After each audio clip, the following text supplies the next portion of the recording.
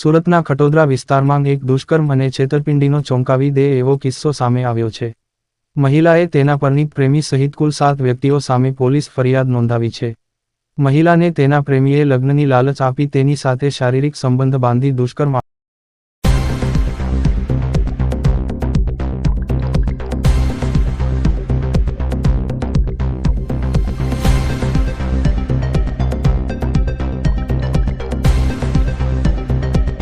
दुष्कर्म की और छेतरपिंडी की फरियाद दाखिल हुई है, क्या है वाकया?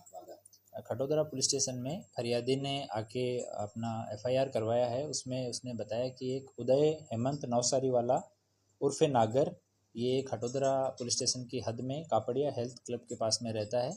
और एक इसका दोस्त है वितराग उर्फे बंटी मुकेश भाई शाह, ये कोटियार नगर रांदेड़ रोड सूरत में रहता है।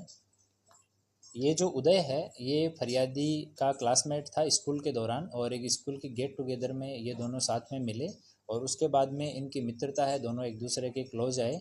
और ये आरोपी जो है उदय, उसने फरियादी का डिवोर्स करा दिया बाद में कि मैं तुमसे शादी करूँगा।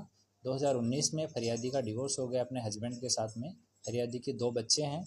और उसके बाद में आरोपी ने उसको व्हाट्सएप के थ्रू अपना फेक डिवोर्स पेपर बना के अपनी वाइफ के साथ कि मेरा डिवोर्स हो गया है, ऐसा फेक पेपर बना के उसको व्हाट्सएप किया। उस पर विक्टिम जो है उसने भरोसा कर लिया। उसके बाद में इनकी बातचीत होती रही। इस दौरान शादी का वादा करके अलग अलग जगह पे फरियादी के साथ में उसने शारीरिक संबंध बनाए उदय ने।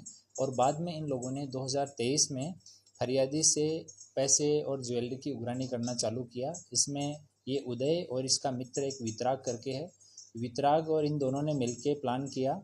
सबसे पहले कि उदय बीमार हो गया है और उसको भयंकर बीमारी है, तो सबसे शुरू में उन्होंने 200 ग्राम ज्वेलरी, उसके पास में 200 ग्राम सोना है, वो उससे लिया कि उदय बहुत बीमार है और उसकी हालत गंभीर है, उसके इलाज के लिए पैसे नहीं है। तो वितराग आके 200 ग्राम सोना ले गया।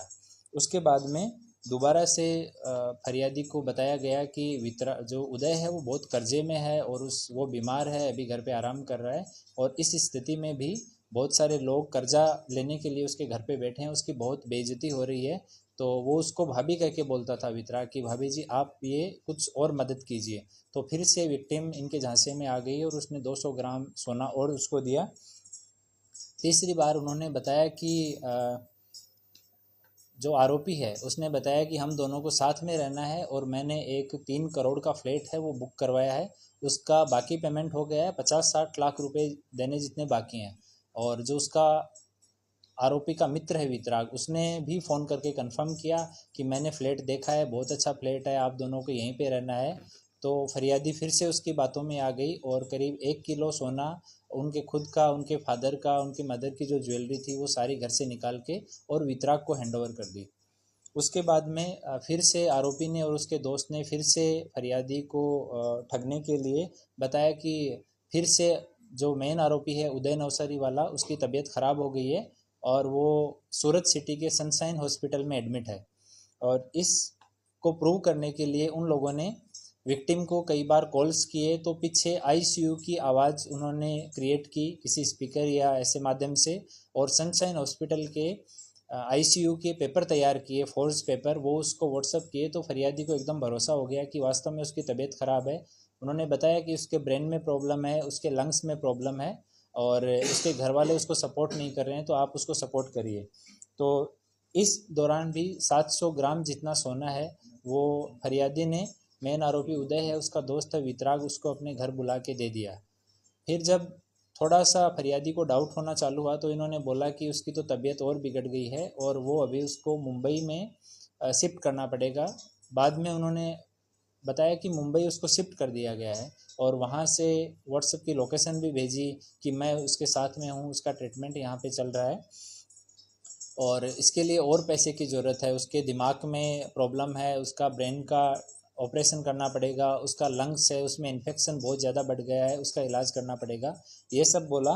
तो फाइनली फरियादी के पास में उनकी शादी में और पुराने जो चांदी के गिफ्ट वगैरह पड़े हुए थे, तो 17 किलो जितनी चांदी थी और 200 ग्राम जितने फाइनली उनकी खुद की ज्वेलरी बची हुई थी, वो सारा निकाल के और फरियादी ने वितराग को दे दिया। उस टाइम पे वितराग ने बोला कि उसका 1 करोड़ से ज़्यादा का खर्चा है, तो बाकी का पैसा मैं समहाउ मैनेज कर रहा हूँ, आप जितनी मदद हो सकती है उतनी आप कर दीजिए।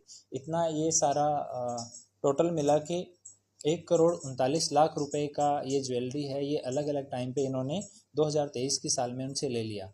और इस दौरान उन्होंने फरियादी को और बहकावे में लाने के लिए एक कोई बाबा जी से, गुरुजी से फ़ोन करवाया कि तुम्हारे ऊपर जो उदय है उसकी वाइफ ने काला जादू कर दिया है और इस वजह से उदय भी परेशान है और आप भी परेशान हैं। वो चाहती है कि आप दोनों की शादी नहीं हो पाए और इस वजह से सारी समस्याएं आ रही है आपके घर में।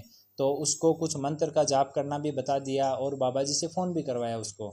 और अलग अलग लोगों से बात, जो वितराग और उदय है उन्होंने खुद के ही अलग अलग नंबर रखे हुए, उसी में ही एक नंबर फरियादी को बताया कि ये उदय के फादर का नंबर है। तो जब भी आपको फादर से बात करनी हो, एक्चुअली में उसकी फादर से बात नहीं हो रही थी, फादर से लेटली बात होना शुरू हुई, बट उनके फादर को इस इंसिडेंट का, पैसे लेने का, ये सब शुरू से पता था। तो अभी तक 3 आरोपी इसमें हैं। एक वितराग उर्फे बंटी मुकेश भाई शाह है, जिसने फरियादी से ये सारा गोल्ड जो है वो उदय के बिहाफ पे रिसीव किया और सारा ये प्लानिंग किया, उसको भी अटक किया गया है।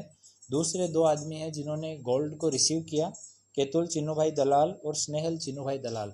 ये दोनों अभी पुलिस की हिरासत में, इनसे अभी पूछताछ की जा रही है। और अन्य 4 आरोपी हैं जो अभी उनकी पुलिस तपास कर रही है, अभी मिले नहीं है। और तपास में अगर और कोई नाम खुलेंगे और कुछ फर्दर इन्वेस्टिगेशन में सामने आएगा तो आपको जान की जाएगी। ये समग्र हकीकत कैसे बाहर आई? महिला को कैसे पता चला कि इनके साथ ठगाई हो रही है? एक दिन महिला अपने मायके जा रही थी, तो उधर से होके निकली तो उदय अपने घर के नीचे खड़ा था। तो महिला को ये था कि उसका मुंबई में वो आईसीयू में है, और जब उसको वहाँ पे खड़ा देखा तो एकदम से उनके होश उड़ गए। फिर उसने अपने घर वालों को बताया, अपने घर वालों से बात की, धीरे धीरे वो लोगों आपसी सहमति बनाई और उन्होंने बाद में पुलिस को अप्रोच किया।